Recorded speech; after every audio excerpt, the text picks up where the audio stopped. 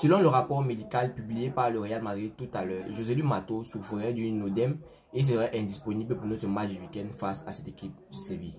Salut les gars et bienvenue sur Actu Sport Live. Moi c'est Wilfried. Ici je vous donne toutes les actualités restantes du Real Madrid. Je vous donne aussi mes avis concernant cette équipe madrilène. Alors si c'est un sujet qui vous intéresse, n'hésitez pas à vous abonner et à activer la cloche de notification pour ne manquer aucune de mes prochaines vidéos.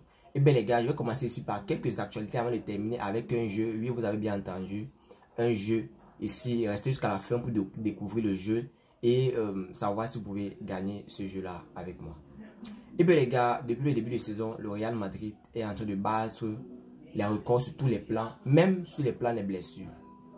Le Real Madrid, depuis le début de saison, c'est déjà 36 matchs, 32 blessures recensées depuis le début de saison. C'est un nombre énorme. Sachant que le Real Madrid a, dans ces 32 blessures-là, il y a 3 ruptures de ligaments qui sont des joueurs qui sont blessés à long terme. Et bien les gars, je ne pense pas que le Real Madrid a déjà vécu ce genre de saison depuis que Madrid est Madrid. Mais on reste toujours au top. C'est tout ce qui nous réconforte en tant que supporter madrilène, c'est que malgré toutes les blessures qu'on a recensées depuis le début de saison, on reste toujours au top de la table. Le Real Madrid déjà c'est 35 matchs, 29 victoires, 5 matchs nuls et juste 2 défaites. Et on connaît tous les 2 défaites contre qui? C'était contre l'Atlético de Madrid, la seule équipe qui a réussi à battre le Real Madrid 2 fois cette saison. 84 buts marqués, 31 buts concédés, 15 clean sheets, 100% en Ligue des Champions et une super coupe de champions remportée face à cette équipe du FC Barcelone en janvier. Le Real Madrid est en train de faire une excellente saison. Malgré toutes les blessures, aujourd'hui ou bien tout à l'heure, Joselu Mató s'est aligné ou bien s'est ajouté à la liste des joueurs indisponibles pour notre match du week-end face à Séville. Je vous donne la liste des joueurs déjà. Courtois qui s'était blessé en début de saison, David Alaba qui s'est blessé récemment, Eder Militao qui lui aussi s'est blessé en début de saison, Carvajal lui-même ne jouera pas ce match pour sanction disciplinaire, Camavinga lui aussi ne jouera pas le match pour sanction disciplinaire, Jude Bellingham lui est blessé, Joselu Mató qui vient de s'ajouter à la liste et Rudiger qui est incertain. Pour Antonio Rudiger, si tout se passe bien lors des entraînements de demain, et bien les gars, on va voir Antonio Rudiger dans cette équipe ce week-end pour disputer le match face au Séville. Pour rappel, c'est un match aussi très important pour notre victoire, pour le titre de la saison parce que présentement, nous avons 6 points d'avance sur le deuxième du tableau. Et bien le deuxième du tableau, c'est Girona qui a perdu son dernier match. Nous, on a fait un match, ce qui en fait ne va pas vraiment plus. Mais tant qu'on reste premier et on a 6 points d'avance maintenant sur le deuxième, personnellement, c'est le plus important. Maintenant, je vais parler de Jude Bellingham ici. Jude Bellingham, son plan est d'être de retour pour le match face au Valence, notre prochain match face au Valence ou le match face au RB Leipzig où il est déjà annoncé, en fait, toutes les presses annoncent qu'il sera de retour dans ce match-là. Jude Bellingham a déjà repris les entraînements sur terrain. Il a déjà repris les entraînements collectifs avec l'équipe et je pense qu'il sera bel et bien soit de retour face à Valence sur notre prochain match de la Liga ou bien de retour pour les 8e de finale retour de la Ligue des Champions face au RB Leipzig. C'est une bonne nouvelle pour nous, j'ai déjà dit ici. Jude Bellingham, c'est une pièce maîtresse depuis le début de saison dans l'entrejeu madrilène. Son retour de blessure va notamment lui faire beaucoup de bien.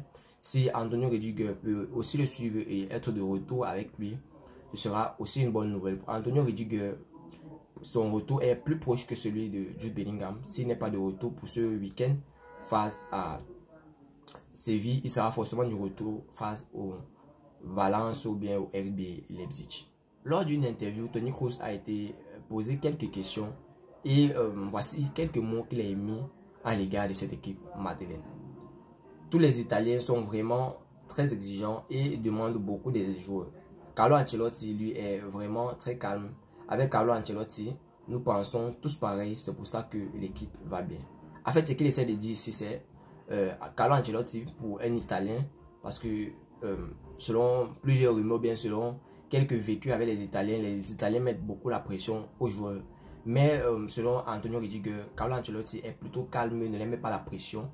C'est la raison pour laquelle le Real Madrid se porte si bien depuis le début de saison, malgré tout ce malgré tous les coups bas qu'on a reçus depuis le début de saison. J'ai vu en fait un post sur Twitter qui parlait du Real Madrid qui serait potentiellement intéressé par le dossier Achraf Hakimi. Je vais tout de suite vous lire, je vais partager avec vous ce que dit ce post-là sur Twitter. Le Real Madrid est très intéressé par Achraf Hakimi. Les merengues pourraient attendre jusqu'en 2026 à la fin de son contrat pour l'obtenir gratuitement. En tout cas, le Marocain n'aurait pas l'intention de quitter le PSG cet été. En fait, c'est impossible même que le PSG le laisse quitter présentement, sachant que son contrat s'étend jusqu'en 2026.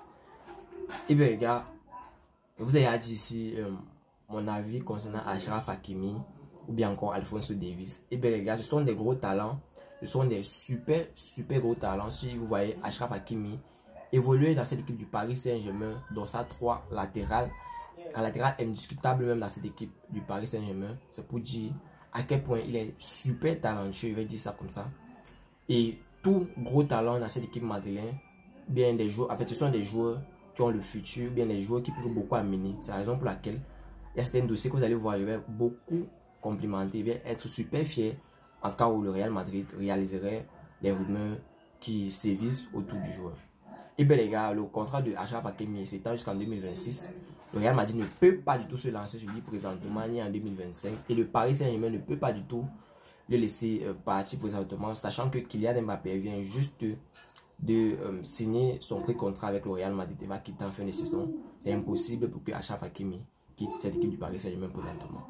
Mais si à jamais le Real Madrid serait intéressé à voir le signer dans les années à venir, en 2026, comme le dit ce poste-là, et bien je serai 100% avec le Real Madrid si il peut amener sa contribution. Présentement, c'est un super beau joueur. Espérons que le niveau reste le même ou bien évolue avec le temps jusqu'en 2026 et que l'intérêt du Real Madrid s'accroît à son sujet et qu'on puisse voir un recrutement possible. Maintenant, je vais vous faire part d'une doléance qu'a fait le Real Madrid.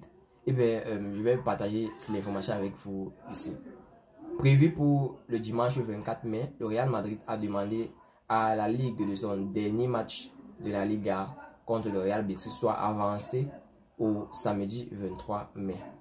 Le Real Madrid souhaite avoir plus de temps pour préparer le concert de Taylor Swift qui aurait lieu au Bernabeu le 30 mai. En fait, le Real Madrid a avancé, bien a demandé au comité de foot d'avancer le match qui devait avoir lieu le 24 au 23 pour pouvoir donner la possibilité au Bernabeu, notre stade mythique, de pouvoir accueillir le concert de Taylor Swift. Et bien les gars, c'était tout pour cette vidéo. Si tu as suivi cette vidéo jusqu'à la fin, merci. Laisse-moi un like, ça fait plaisir et c'est totalement gratuit. Abonne-toi et active la cloche de notification pour ne manquer aucune de mes prochaines vidéos. C'était Wilfried pour vous. On se voit dans une autre vidéo. Ciao, bye bye, peace.